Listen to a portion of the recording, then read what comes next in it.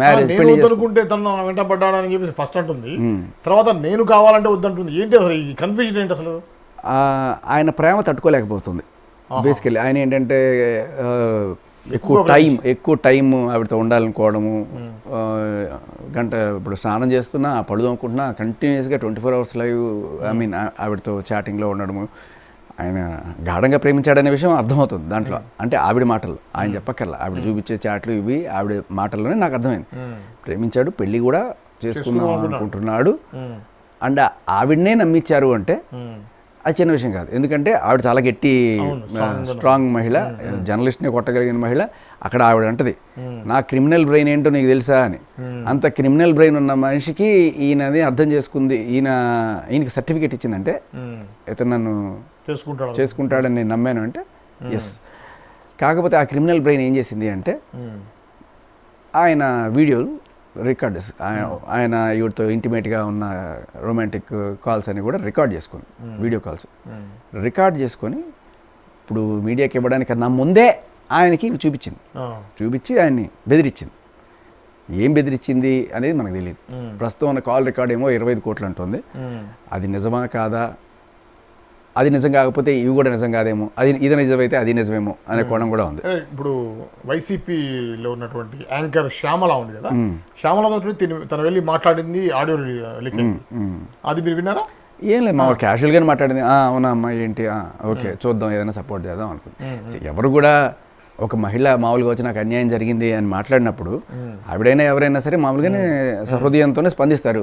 అంటే అందరికీ ప్రతి ఒక్క అమ్మాయి హనీ ట్రాపర్ కాదు కదా. పాపం అన్యాయం జరుగుతుందని ఎవరైనా సరే నిజంగా హనీ ట్రాపర్ వచ్చినా కూడా కాసేపు టైం ఇస్తారు. అంటిల్ అన్లెస్ ఒక నోన్ హనీ ట్రాపర్ లాగా ముందుగానే తెలిసి అలా పేరుగాంచిన పేరు మోసిన వాళ్ళు ఉన్నారు కదా మనం, అటువంటి వాళ్ళు ఎవరైనా ఉంటే అమ్మో అని చెప్పి అనుకుంటారు, మా దగ్గర రావు తల్లి అంటారు. బట్ ఇప్పుడు ఇటువంటివి చేయడం వల్ల ఈవిడ ఆ కోవలోకి వెళ్తుంది, అంటే పబ్లిసిటీ ఇచ్చుకుంది కదా. ఇప్పుడు ఏమైంది, చాలా క్లియర్ కట్గా బయటకు వచ్చింది. ఈవిడ ఫస్ట్ పెళ్ళి అయింది, ఇవన్నీ కూడా బయటకు వచ్చినాయి. ఇవన్నీ అబద్ధాలు చెప్పి మరి ఆ భర్తకైనా నిజం చెప్పిందో లేదో మనకు తెలియదు. సో ఇవి ఇప్పుడు ఆవిడకి ప్రాబ్లం అవుతాయి ఖచ్చితంగా. ఎందుకంటే ఒక అబద్ధం చెప్పిన వాళ్ళు 100 అబద్ధాలు చెప్పలేరా అనే కోణంలోనే చూస్తూ కోర్టు. ఓకే, ఇంకోటి శేఖర్, ఇప్పుడు రాజకీయ కోణం దీంట్లో ఉండే అవకాశం ఉందంటారా? మీకున్నటువంటి సమాచారం ప్రకారం రాజకీయ కోణం ఉంటుందండి, ఎందుకు ఉండదండి? వాళ్ళు దొరికితే వీళ్ళు ఆడుకుంటారు, వీళ్ళు దొరికితే వాళ్ళు ఆడుకుంటారు. ఇది పొలిటికల్ గేమే. ఎక్కడ దొరికినా విమర్శకి ఎక్కడ తావున్నా కూడా వాయించి అవతల పాడేస్తారు. సో కాకపోతే ఇక్కడ శ్రీధర్ నేను అనుకున్నట్టుగా పెళ్ళైన వాడు కాదు, అలా వేరే ఎఫ్ఐఆర్లు కూడా లేవు, సిన్సియర్గానే లవ్ చేశాడు, అన్ని సిన్సియర్గా కనబడుతుంది. ఎప్పుడు వదిలేశాడు ఆ అమ్మాయిని అంటే ఎప్పుడైతే ఈ అమ్మాయి వీడియోలు రికార్డు చేసి ఇతన్ని బెదిరించడం మొదలుపెట్టిందో అమ్మాయి ఇటువంటి దాంతో మనం ఉండలేము అని చెప్పి అనుకున్నాడు. మేబీ ఈ మొదటి విషయం కాదు, ఇంకొకడు ఉన్నాడు, ఎవరు ఆల్రెడీ 2018లో ఒక పెళ్ళైందనే విషయం, లేకపోతే ఇలాంటి ఇంకేమైనా విషయాలు ఆయనకి తెలిసి వద్దనుకున్నాడో కూడా ఉండొచ్చు. ఎందుకంటే 2018లో ఆ భర్త ఏమంటాడు, నాకన్నా ముందే ఈవిడికి చాలా సంబంధాలు ఉన్నాయి, అందుకనే నేను వద్దనుకుంటున్నాను అని ఈవిడిని అన్నట్ట. మరి ఆయన అనుకున్నట్టే ఆయన ఏ సాక్ష్యాలు అయితే చూసి అది అనుకున్నాడో అటువంటి సాక్ష్యాలు మళ్ళీ ఈ ఆరవ శ్రీధర్ గారు కూడా ఏమైనా కనబడ్డాయా? ఇటువంటి అమ్మాయి మనకు వద్దని అనుకున్నాడా? లేదు ఈవిడ బెదిరింపులు లేకపోతే నాకు అంత ఇవ్వు ఇంత అని చెప్పడం వల్ల వద్దనుకున్నాడా? కారణం ఏదైనా ఆయన వద్దు అనుకున్నాడు. వద్దు అనుకోవడానికి క్లియర్ కట్ నాకు కనబడుతుంది అయితే బ్లాక్మెయిల్. వీడియోలు రికార్డ్ చేసే మహిళ క్రిమినల్ బ్రెయిన్ కాకపోతే ఇటువంటి వాళ్ళతో ఉంటే ఎప్పటికైనా నాకు ప్రమాదమే. అందులోనూ ఈయన ఎమ్మెల్యే చాలా ఈజీగా ఇప్పుడు ప్రతిపక్షం వాళ్ళు ఈయన కనుక కొనేసారంటే ఈయన పని అయిపోద్ది.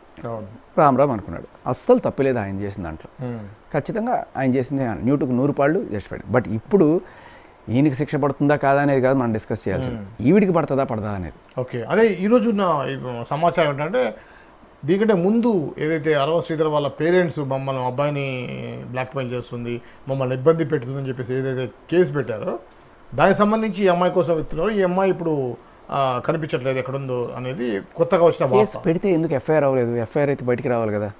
అంటే పోలీసులు కనీసం ఎఫ్ఐఆర్ కూడా బుక్ చేయలేదా? వీళ్ళే మరి ఆపమన్నారా లేకపోతే ఎంక్వైరీ చేయమన్నారా? ఎందుకంటే ఒక ఎమ్మెల్యే స్థాయి వ్యక్తి కంప్లైంట్ ఇస్తే ఎఫ్ఐఆర్ ఎందుకు కాదు?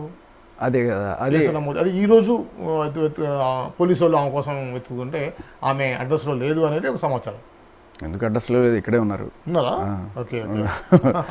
ఎవరైతే వెతుకుతున్నారో ఆ లాయర్ గారు అందరూ చూస్తున్నారు కదా. అవును అవును, ఆజాద్ తో పాటు కనిపించింది. ఆజాద్ గారు ఆయనే మనకి ఇంతకుముందు అందరూ ఆడవాళ్ళ కేసులో ఉంటుంది. మన విజయవాడ లేడీ ఉంది కదా అమ్మాయి, అఘోరీని అఘోరి ఇష్యూలా కొన్ని సెన్సేషన్స్ చేరాను. ఆయనకు కూడా అంటే ఇప్పుడు నేను ఎవరు చెప్పుకుంటూ లాయర్ దగ్గర రారు, నేను చాలా అమాయకుడిని అండి నన్ను రక్షించండి అనే లాయర్ దగ్గరికి వస్తారు. ఆయన కూడా కొంతవరకే అడుగుతారు తప్ప, కానీ లాయర్ దగ్గర అన్ని నిజాలు చెప్తేనే నీకు ఉంటుంది. ఇప్పుడు లాయర్ దగ్గర మొదటి పెళ్లి విషయం దాచిపెట్టింది, ఇప్పుడు ఆయన ఎలా డిఫెండ్ చేయాలి? అదే కదా. ఇప్పుడు ఇంకోటి ఏంటంటే మొదటి పెళ్లి జరిగి ఏదైనా సరే మన చట్టంలో మొగుడు బతికుండగా మొగుడుతో డైవర్స్ కాకుండా ఇంకొకరిని పెళ్లి చేసుకోవడం అనేది, ఇంకోటితో ఎఫ్ఐఆర్ ఉన్నా తప్పు పట్టరు కానీ ఇంకొకరిని పెళ్లి చేసుకోవడం అనేది బైగామి, దానికి 7 ఏళ్ళు జైలు శిక్ష. అయితే ఈ కేసు పెట్టాల్సింది ఎవరంటే మొదటి మొగుడు, వాడు పెట్టడు. ఎందుకంటే అమ్మయ్య నా దరిద్రం వదిలిపోయిందిరా అని చెప్పి అదే పరిస్థితిలో ఉన్నాడు ఎప్పుడైతే అని అనుకుని వెళ్ళిపోతాడు. తర్వాత మేబీ రెండో ఆయన కూడా ఈయనతో ఉంది కదా అమ్మయ్య నేను బయటపడిపోయానని ఆయన కూడా అనుకుని విడాకులకి సంతకాలు పెట్టడానికి వెళ్ళిపోయాడేమో, అది కూడా ఆయన అడగాలి మనం. ఇక్కడ ఈ బైగామి అనే చట్టం కూడా 7 ఏళ్ళు దాటితే మొగుడు పెళ్ళం కలిసి లేకపోతే it is considered as a divorce. So ఆ కోణంలో ఇప్పుడు 2018 నుంచి ఇప్పుడు 2025కి 7 ఏళ్ళు అయిపోయింది. ఆ రకంగా ఇప్పుడు ఆవిడ చేసుకోవచ్చు, ఇప్పుడు ఆ మునిరెడ్డి అనే ఆయన్ని ఇప్పుడు చేసుకోవచ్చు. కానీ అంతకు ముందే నువ్వు చేసావంటే అది చట్ట ప్రకారం నేరమే. మునిరెడ్డి అంటే సెకండ్ ఫస్ట్ అతని పేరు తెలియదు, చూడాలి, చూసి చెప్పమంటే చెప్తాను. ఓకే, సెకండ్ అతను మునిరెడ్డి. మునిరెడ్డి తర్వాత ఇప్పుడు శ్రీధర్ది మనకున్న సమాచారం ప్రకారం. సో ఈయన మూడో వాడు. ఓకే ఓకే, ఈయన 6వ శ్రీధర్ కాదు, 3వ శ్రీధర్. 6వ కాదు 3వ. అయితే శేఖర్, ఇప్పుడు ఫస్ట్ జరిగినటువంటి ఇందాక మీరే అన్నారు జానీ మాస్టర్ కేసులో ఇలానే జరిగింది, దీంట్లో అనేది జానీ మాస్టర్ జనసేనకు సంబంధించిన వ్యక్తే, ఇప్పుడు ఇతను కూడా జనసేనకు సంబంధించిన ఎమ్మెల్యే. ఈ యొక్క సందర్భంలో వీరి యొక్క అధినేత పవన్ కళ్యాణ్ గారికి మీరు అని చెప్పాలనుకుంటారా? అదే సార్, ఇప్పుడు జానీ మాస్టరు ఎంత సిన్సియర్ జనసేన కార్యకర్త మనందరికీ తెలుసు. ఆయన్ని ఏ రకంగా టార్గెట్ చేశారో మనకు తెలుసు. ఇప్పుడు ఆయన మీద ఎప్పుడైతే ఒక మహిళ ఇలా వచ్చి నిందేసిందో, అమ్మో మహిళ కదా మనం జాగ్రత్తగా ఉండాలి, మన పొలిటికల్గా ఆడేసుకుంటారు, ఒకవేళ ఇప్పుడు నేను జానీ మాస్టర్ని సపోర్ట్ చేస్తే నేను వకీల్ సాబ్ లాగా ఎంతో మహిళల పక్షపాతిలాగా నేను సంపాదించుకునే ఇమేజ్ నాకు ఇప్పుడు పోద్ది, కాబట్టి జానీ మాస్టర్ తనవాడైనా కూడా తనకి మరి ఏ రకమైన సాయం అందలే. 39 రోజులు జైల్లో ఉన్నాడు ఆయన. మీ కార్యకర్త, మీకోసం పనిచేసిన మనిషి, ఎవరో మీ ఇంట ఆయన అల్లు అర్జున్ వెళ్ళి ఒక నంద్యాల ఎమ్మెల్యేకి సపోర్ట్ చేస్తే మీరు అన్నారో లేదో తెలియదు కానీ మిమ్మల్ని ఓన్ చేసుకున్న ఆయన వెళ్ళి గొంతు చించుకొని ఎలా అంటావు అల్లు అర్జున్ అని చెప్పి ఆయన సినిమా నుంచి తప్పుకున్న మనిషి.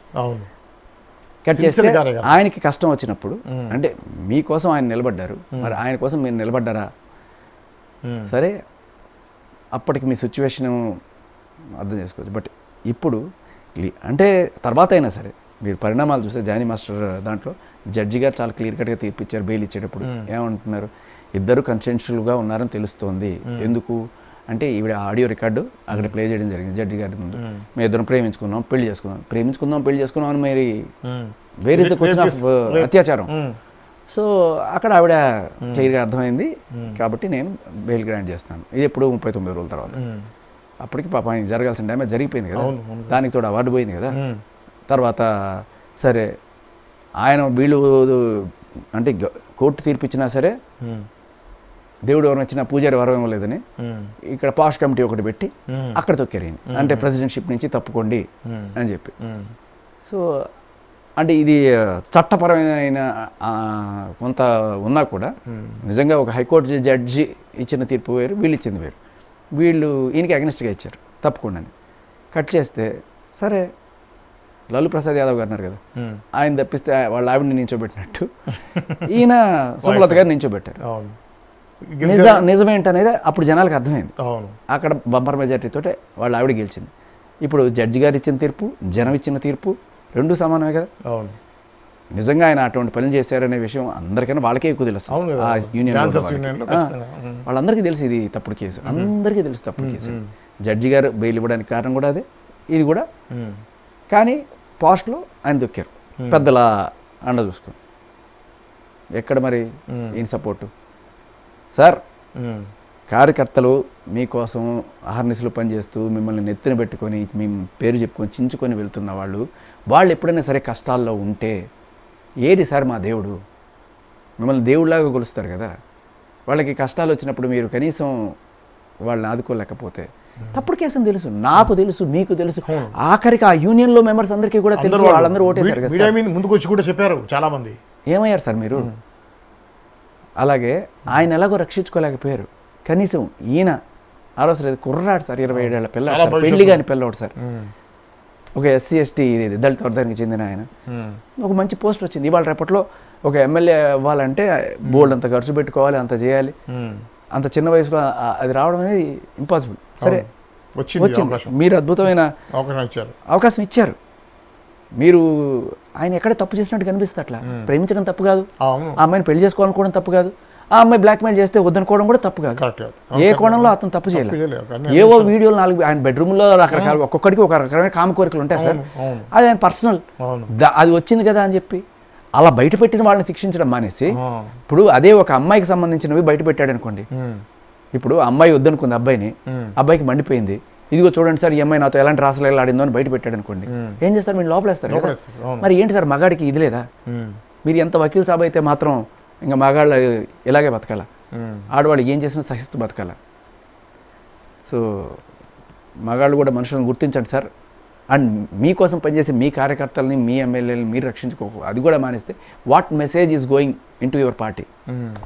మంచి ఫ్యూచర్ ఉన్న పార్టీ, మంచి పేరుంది ఇటువంటి లీడర్ అంటే మనల్ని నమ్ముకున్న వాళ్ళని మనం రక్షించకపోతే ఇంకేంటి సార్?